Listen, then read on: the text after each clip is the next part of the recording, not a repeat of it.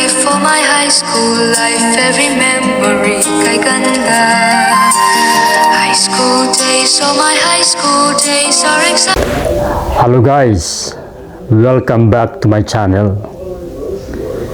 At guys, salamat sa patuloy ninyong pagsuporta sa aking channel. At yun ang pinakamagandang pinapasalamatan ko. Ang vlog natin ngayon ay bakit masaya ang buhay high school kaysa college. Halos ayan ang bukang bibig ng mga tao. Kahit tanungin mo sila kung anong parte ng buhay estudyante ang nais balikan, isa lang laging sagot: ang high school life. At ang high school life, dito rin natin nakilala at nakita ang crush. At dito natin naramdaman kung ano ang pag-ibig. Siyempre, dito rin tayo kinilig at dito rin tayo nasaktan ng husto. So guys, ito ngayon ang vlog natin. Samahan niyo ako. Alright, thanks. Hi, my name is Erica Garbin and this is my high school crush life story. So, I was freshman when he caught my attention.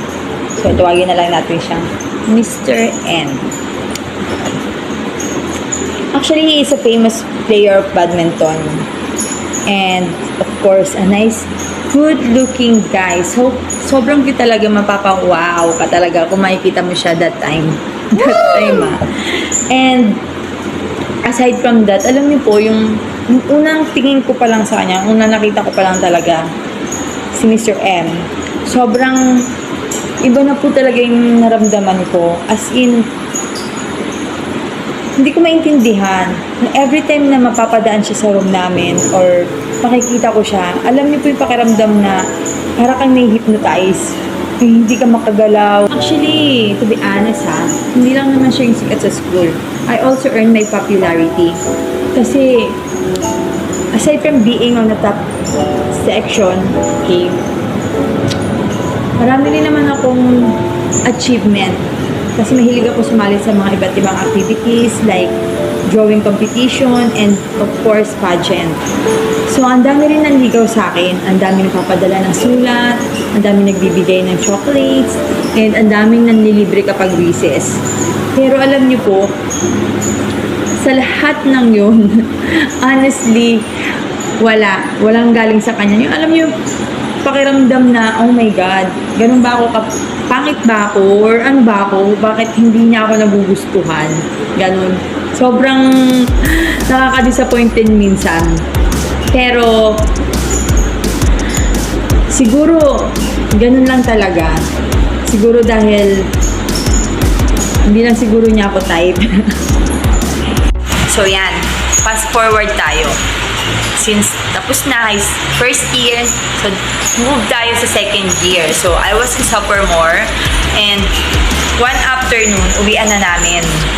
So bali kasi yung room namin is nasa second floor. And ito yung pinaka-most embarrassing moment na nangyari sa buhay ko, sa high school life ko, dahil sa crush na yan. So ganito lang. Pauwi na kami. So, pababa na kami. So, nandun pa lang ako sa mataas na baitang nung hagdan. And then, bigla siyang napadaan. And, oh my God. Sa sobrang, sinasabi ko nga, kapag nakikita ko siya, so, nawawala ako sa focus. So, nagkamali ako ng hakbang. Hanggang sa, nadulas ako, and then napaupo ako, and then, ayun, tumalbog-talbog, nag-bounce pababa ng pababa. And, good thing, kasi mga kasama ko before is mga classmates ko lang and some of my friends, of course. So, medyo hindi ganun ka-awkward sa kanila yung nangyari sa akin. Although, nakita niya na nadulas ako, nakita niya kung ano nangyari sa akin. And, tinanong pa nga ako ng mga friends ko kung ano nangyari sa akin. Tapos, alam niyo yung, parang that time hindi ko maramdaman yung nahihiya ako. Pero kasi alam niyo yung nawawala lahat. Talagang, as in, talagang nakatulala lang talaga ako sa kanya. Ganun po talaga yung nararamdaman ko every time talaga na nakikita ko yung... And, ayun na nga, hanggang sa lumipas yung panahon, lumipas yung taon, hanggang sa 4th year na ako. Imagine ha, sa loob ng ilang taon, siya lang na yung naging... Actually, may nagugustuhan din ako iba. Pero, iba talaga. Siya talaga yung parang ultimate crush ko nung time na yun. Hanggang sa nag-graduate na siya, umalis na siya. Siyempre, wala na sa school. And, patuloy pa rin naman yung life ko. Actually, nagkaroon din ako ng... May mga tinanggap... may mga in-entertain din ako maniligaw. Nagkaroon din ako ng mga boyfriends. As in, mga... Okay. So, 4th year. So, that time, 4th year ako, may boyfriend ako from outside of school kasi ahead din siya sa akin. And, yun yung pinaka the best thing happened sa akin because of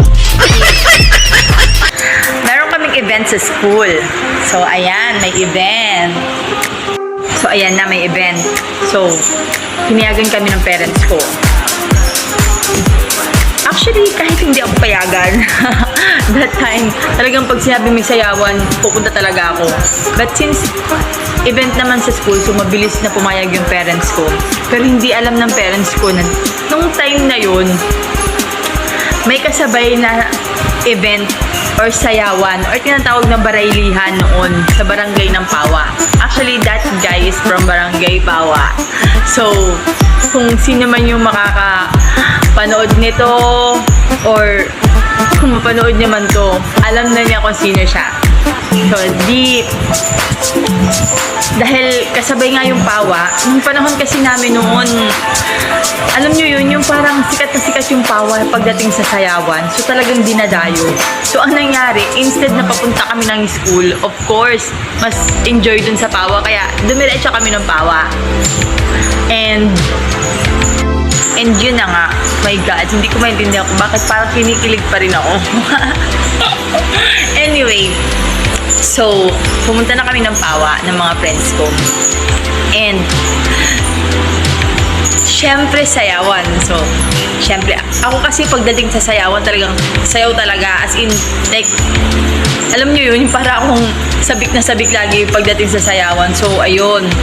Syempre, madalas puro hip-hop, rock music. So, ayan. Pagod-pagod si lola mo, pawis na pawis. So, hanggang sa dumating yung hihinto lang kami kapag sweet na. So, ayan. Di, syempre, sweet na. And then, ayun, gumilid na sila lola mo.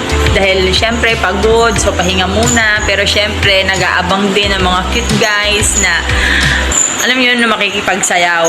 And this is the moment of truth. Actually, talagang, oh my God, hanggang ngayon, kinikilig pa rin ako pag naaalala ko talaga to.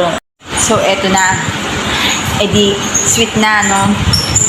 So, ang dami sa harap ko, ang dami nakikita. Alam nyo, yung inaabot yung kamay nila, kung kukunin mo or whatever, ganyan, di ba? Kung papayag ka. So, ang dami. Kasi pag ganun talaga, sobrang crowded talaga, yung dami-dami talaga makikipagsayaw sa'yo. And then, merong isang figure or merong isang tao na talagang sobrang, alam niyo yun, yung sobrang nawindang na talaga ako. As in, sobra talagang hindi ko in-expect. Hindi ko alam kung nag-i-imagine ba ako or ano. Basta, familiar siya sa akin. So, parang, kasi maliit lang siya. So, medyo naaanuhan siya ng ibang mga lalaki. Pero alam mo yun, yung alam mo, may pakiramdam talaga ako na siya talaga yun. Pero sabi ko nga sa inyo, kapag nakikita ko siya, so natutulala ako. Alam niyo yung parang tumigil yung mundo ko. Alam niyo yung instead na sobrang init ng paligid, yan sobrang bigla ako nanlamig. Ganun yung naramdaman ko nung time na nakita ko ulit siya. Pero hindi ako sure kung siya yun or baka nag-i-imagine lang ako or baka kamukha niya lang or whatever. And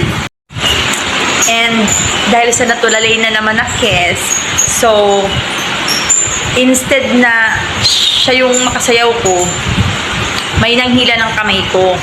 Hindi ko alam kung sino yun. Actually, hanggang ngayon, hindi ko alam kung sino yung guy na yun. Pero, actually, cute naman siya. Pero, that time kasi, iba yung hinahanap ko. Kasi nakita ko siya eh. And then, yun, sinayaw ako nung guy. Tapos, alam nyo yun, yung sinusubukan kong hanapin siya ulit. Baka makita ko siya, baka may sayaw siyang iba or whatever. Tapos biglang hinila ako ng mga friends ko. Tapos alam niyo yung sinabi nila sa akin, tinanong nila ako, bakit hindi daw yun yung sinamahan ko. Oh my God, talagang sobrang nakakapanghinayang that time. Until now, what the hell? And alam niyo yun, alam niyo yun, sobrang disappoint ko. Kasi talagang, akala ko kasi nag-imagine lang ako. So, nung tinanong ako ng mga friends ko, bakit hindi ako nakipagsayaw sa kanya. Kasi alam nila eh, alam nilang crush ko siya ever since. Alam niyo yung pakiramdam na alam niyo yung para kang nasaktan na, oh my God, bakit ganun? Bakit ko pinalampas? Tapos hindi ko na siya makita. So, ang ginawa ko, lumabas ako. So, lumabas ako, hindi para hanapin siya. Merong isang spot doon sa Pawa na favorite ko or gustong gusto kong pinupuntahan kapag malungkot ako, even nasa school ako or kahit nasan ako, kapag pakiramdam ko ang sakit-sakit, ang lungkot-lungkot, kapag gusto ko mapag-isa, pupunta ako dun sa lugar na yun. Medyo may kalayuan yun doon sa Sayawan. Actually, dadaanan yung bahay nila. And medyo papasok ka pa, tapos medyo masukal-sukal. Kasi yung spot na yun is, puno siya ng balete. So, mahilig ako sa mga creepy places. Kung parang nakakakalm yung, yung pagkatao ko kapag mag-isa lang ako, tapos medyo creepy yung lugar. And, ayun, pumunta ako doon dahil nga feeling ko broken-hearted ako kahit wala namang reason para ma-broken, di ba? Kasi hindi naman kami. Pero sobrang sakit talaga yung naramdaman ko that time. Sobrang nanghinayang ako na hindi niya ako naisayaw, hindi ko siya nakasama, hindi ako nagkaroon ng chance na makausap ko siya. Alam niyo yung ganun, yung sobrang nanghinayang talaga. As in, sobrang disappointed talaga ako that time. So, ayun na nga. While I was walking through the creepy place, doon sa favorite spot ko, hindi ko na malaya na may sumusunod pala sa akin. As I was sitting on my favorite balete tree, so hindi ko talaga napigilan. Umiyak talaga ako, as in I burst out crying. Talagang, ewan ko, bakit ganun yung naramdaman ko? Bakit sobrang sakit? Na alam ko naman wala naman kaming relationship. Hindi naman nagkaroon ng chance na magkausap kami. Even before kahit nga tingnan niya ako noon or nagkakatinginan kami, alam mo yung biglang iiwas talaga ako. So, sobrang hiya. And parang ganun din siya eh. Parang sa feeling ko ganun din siya. So, hindi talaga kami nagkaroon ng kami para makaramdaman ako ng ganun. So, hindi ko maintindihan yung sarili ko, pero sobra talaga, as in, umiyak talaga ako that time. Sobrang broken heart. Yun yung first time talaga na parang pakiramdam ko na broken heart talaga ako ng ganun katindi. Kahit, ewan ko ba, hindi ko talaga maintindihan kung bakit ganun yung naramdaman ko. So, ayun na, diba? Umiyak na ako. And then, biglang may umabot ng panyo. Biglang may kamay tapos may panyo. Nagbigay ng panyo sa akin. So, to my surprise, alam nyo yun, instead na abutin ko yung panyo, so sobrang, kasi aware ako na creepy yung lugar. So, aware ako na may mga posibleng, hindi naman natin inaano na may mga masasamang tao or whatever or something ghost like that. Kasi mahilig ako sa mga ganun yung mga imagination ko eh. So, bigla akong napasigaw. I scream from the top of my lungs, as in super talagang, sobrang talaga yung sigaw ko. And then, bigla niyang hinawakan yung mukha ko. Alam niyo yun, yung bigla niyang yung dalawang face ko, ganyan. Tapos bigla niyang hinawakan. And then, bigla niyang sinabing, ako to. Oh my God. Alam niyo yun, yung pakiramdam na, actually, hindi ko recognize yung boses niya. Pero nung narinig ko siya na sinabi niyang, ako to. Alam niyo yung parang biglang parang biglang tumigil yung buong mundo ko na parang, oh my God, yung parang biglang may spark na hindi ko maintindihan na parang ewan. So, ayun. So, nakatulala lang ako. I was so shocked. Alam niyo yung nakatingin lang ako sa kanya, tapos hindi ako makapagsalita. And then, ang tagal bago ako nakabawi. Sobrang hiyang-hiya ako kasi alam niyo yun, yung talagang parang hindi ako makapagsalita nung nasa harap ko siya. And then, ewan ko ba, ba't hanggang ngayon kinikilig pa rin ako. Pero, sobrang hiyang-hiya ako. Siguro kung maliwanag lang, kung umaga lang ng time na yun, siguro talagang makikita mo talaga kung gaano kapula yung mukha ko. Kasi ramdam ko na yung tenga ko. Sobrang init. And then siguro yung mukha ko para akong pinagsasampal siguro ng ilang beses. Ganon siguro kapula yung mukha ko. So, sobrang hiya talaga. Pero, andun na di ba? So, oh my God, hanggang ngayon kinikilig pa rin talaga ako kapag naisip ko yun. Eto na, the moment of truth, di ba? Actually, nag-usap lang naman kami. So, in-explain niya lang kung paano niya nalaman na nandun ako. And, ayun, tinanong niya yung mga kasama ko kung nasan ako. Kasi, actually, bumalik siya doon. Bumalik siya sa dance floor para hanapin ako, para isayaw ako. Pero, since lumabas nga ako, hindi na niya ako nakita doon. Then, nakita niya yung mga friends ko. So, tinanong niya. And, saktong paglabas niya, nakita niya na rin na naglalakad ako. Kaya, ayun, pumunta siya. And, actually, marami siyang in-explain. So, nung mga panahon na nasa school pa siya, actually, crush niya rin pala ako eh. Crush niya rin ako since nung first year ako. Kaya lang, may problema lang. Masyado kasi siyang mahiyain. So, hindi siya nagkaroon ng chance na lapitan ako. Kasi, nung time kasi na yun, parang ako kasi yung walang hiya. So, parang alam niyo yun. Parang medyo nailang siya na lumapit sa akin. Hindi ko alam na nagpadala pala siya ng sulat sa akin. Actually, kasi noon, sabi ko nga maraming nagpapadala ng sulat. Pero, yung ibang sulat kasi hindi ko naman binabasa eh. Tsaka medyo hindi ko bet yung mga, alam niyo yun, yung mga nagbibigay ng sulat. Kasi parang feeling ko ang corny-corny. Parang ganon yung pakiramdam ko. And hindi ko alam na nag-send siya ng anonymous letter. Eh, hindi ko siguro nabasa yun. So, siguro kung binasa ko, baka sakali, di ba? Baka sakaling, ano ba, nag-reply ba? Ano ba tawag doon? O syempre, nag-response ako and siguro naging kami. Pero siguro ganun talaga, di ba? Siguro talagang hindi talaga kami para sa isa't isa, ganun. Kasi yung mga time na yun, mga oras na yun, pwede akong maglanti, di ba? Pwede, alam nyo yun, yung pwede maging kayo eh. Pwede kayo mag-usap ng pero talaga walang chance. Kasi that time, yun na rin yung parang, actually nagpaalam na rin siya nung time na yun. Nagpaalam siya kasi aalis na siya. Kasi actually nag-aaral siya sa hindi ko natanong kung saan siya nag-aaral nun. Pero nag-aaral siya ng college. So, since walang college sa Matnog, so, sa city, ganun. So, ayun. Yun yung nangyari sa amin. Although kami, alam nyo yung parang feeling MU, parang feeling kayo, parang andun yung sweet moment, pero hanggang ganun lang. So, yun. After siguro mga 3 hours, bumalik na kami sa Sayawan, bumalik na rin ako sa mga friends ko. So, kailangan na rin namin umuwi. Kaya, ganun yung nangyari. Although, hindi naging kami ng crush ko, pero masaya pa rin ako kasi at least nalaman ko na crush niya rin ako ever since din na nakita niya ako. So, siguro talagang meron talagang mga bagay na hindi talaga para sa'yo. Nalaman mo pa rin. So, hindi lang ikaw yung, alam mo yung nararamdaman ko kasi, yung parang hindi lang,